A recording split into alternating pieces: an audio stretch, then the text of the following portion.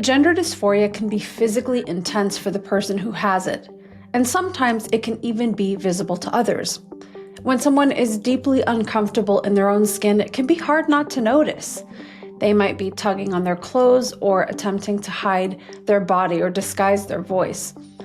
And this can affect everything from their confidence to their social life and their ability to participate in things they want to do. The kind of gender dysphoria we'll be talking about today is highly visceral and physically uncomfortable. But we need to ask, how does this kind of dysphoria develop, and why does it develop in this particular way? And guys, there's a reason why so many of you only became dysphoric in your teenage years. It's not just some social trend among teenagers. Welcome to The Metaphor of Gender. I'm Sasha, a therapist, and this channel is for curious people who prefer deep thinking over dogma. We explore identity, meaning, and how to live life well. In this series, Hidden Roots, we're exploring 7 different factors that contribute to gender dysphoria. In our last video, we looked at the overlap between gender nonconformity, social pressure, and personality. And today we're focusing on physical and anatomical roots of dysphoria.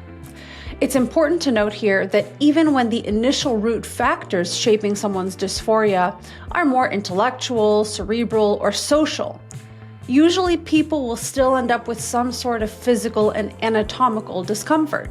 Remember that these root factors are not mutually exclusive, and they can merge, coexist, and change over time. But today we're specifically talking about pre-existing physical discomfort, which contributes to and shapes gender dysphoria.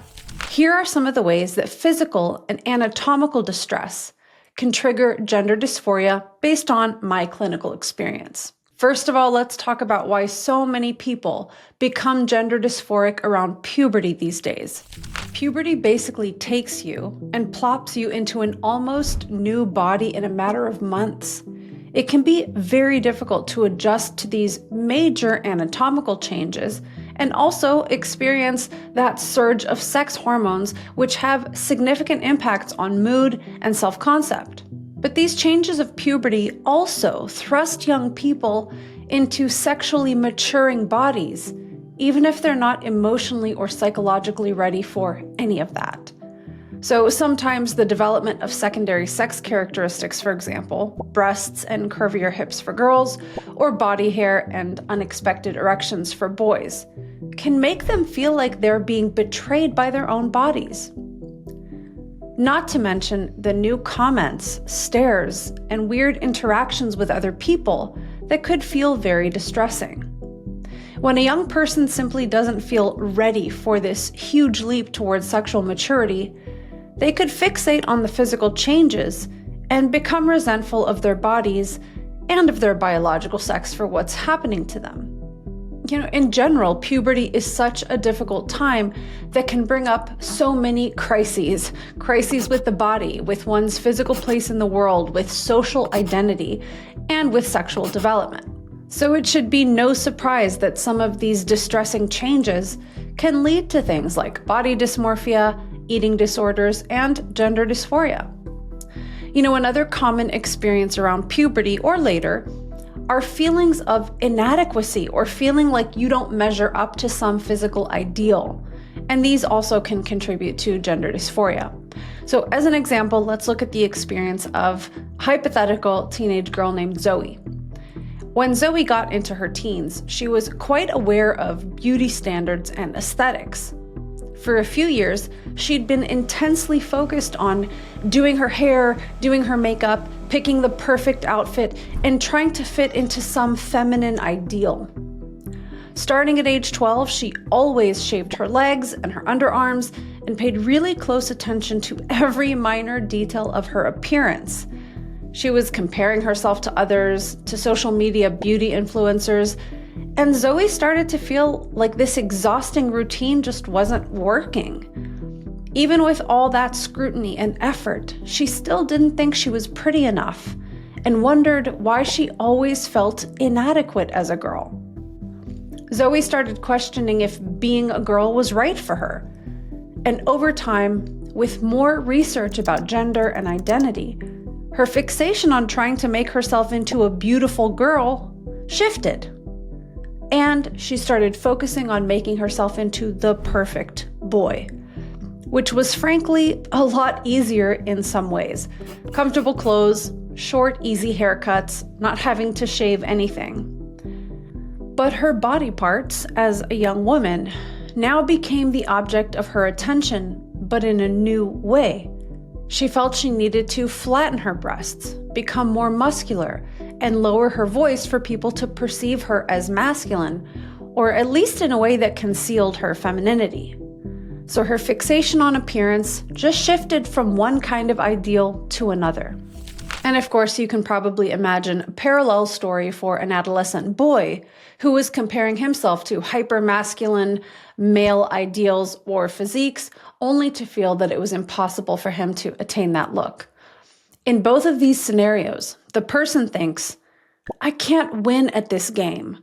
I don't want to play at all. Or maybe I can try playing a different game in a new gender. Now, in other cases, a person might have some sort of pre-existing difficulty that put them at odds with their body before gender even came into the picture. Sometimes a physical illness, a painful disability, or a medical condition makes it really hard for someone to feel at home or comfortable in their own body.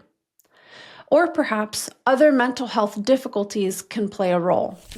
For example, body dysmorphia and eating disorders are common conditions that can predate or exist alongside gender dysphoria. Just really quickly, body dysmorphia is a condition in which a person spends a significant amount of time obsessing over perceived flaws in their appearance. And eating disorders include a range of conditions with disturbed patterns of eating, which include restriction, binging, purging, and excessive diet or exercise. So these kinds of destructive behaviors, or even cutting and other forms of self-harm, may be active before gender dysphoria crystallizes or takes a clear shape. In truth, all of these behaviors are really complex, and they emerge in a specific context in a specific individual. So it's really hard in this video to make sweeping generalizations, right, about how or why. But just to illustrate how this might look, here are a couple of specific examples. If a person's been severely criticized in childhood, they may have internalized those criticisms and come to believe that they're worthless or just wrong or bad at their core, leading to a lot of self-loathing and self-punishment. That's how self-harm might emerge. Or restrictive eating, for example, might be about trying to gain a sense of control. Think about it. If a young person has a very chaotic, unpredictable life or no autonomy to make their own choices, controlling and restricting their food intake could operate as a defense against that helpless feeling. So in these scenarios, the line between hating your body for this reason or that reason can get kind of blurry. Do I hate my hips because I think I'm too fat, or because I have gender dysphoria and my hips are feminine? You know, in my experience, when a young person is already used to harming or manipulating their body, a pattern can become embedded, and it can be easy to see their body as wrong for other reasons, including gender. Their physical discomfort can narrow, kind of like a laser, onto their secondary sex characteristics, and it can turn into full-blown gender dysphoria.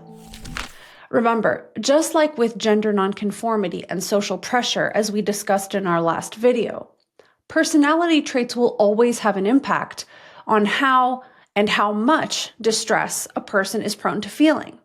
In other words, some people didn't have any particular horrible past experience that explains their shame or their body issues, but maybe they're just prone to negative, unpleasant emotions, rumination, or feeling bad, and it can show up as being at war with their own physical body. Now, there are a few more pre-existing physical and anatomical conflicts that will be discussed in greater depth, each in its own dedicated video later in this series, but let's just outline a few briefly right now. Sensory issues can be a common feature in certain neurodevelopmental conditions, especially autism. Having sensitivities here can predispose someone to being very averse to certain clothing and how it feels against the body, to body hair, to the sensations of it against their skin, and even to feeling how body parts move when you walk around or sit. So a person with autism can become almost hypervigilant about certain physical traits and fantasize about not having those. Here's another one. Often a person's biological sex is directly related to a trauma or difficult experience they had in the past. So if a young woman or man was sexually assaulted, that's an incredibly difficult thing to go through that is inextricably tied to your body. A person may then develop a strong negative association with their body and their physical sex.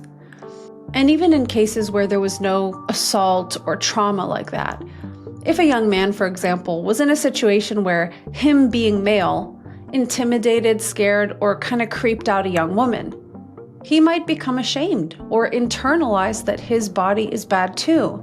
And of course, this can lead to an aversion about being male or being tall or being strong, so on and so forth.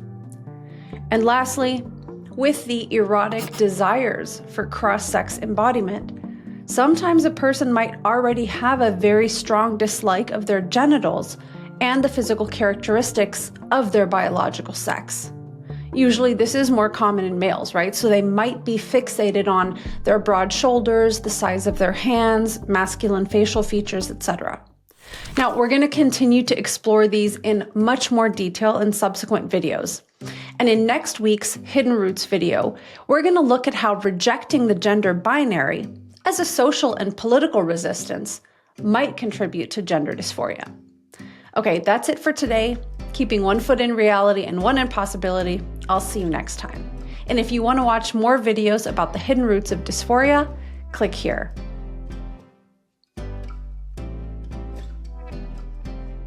This information is meant for educational purposes only and not as a substitute for mental health services.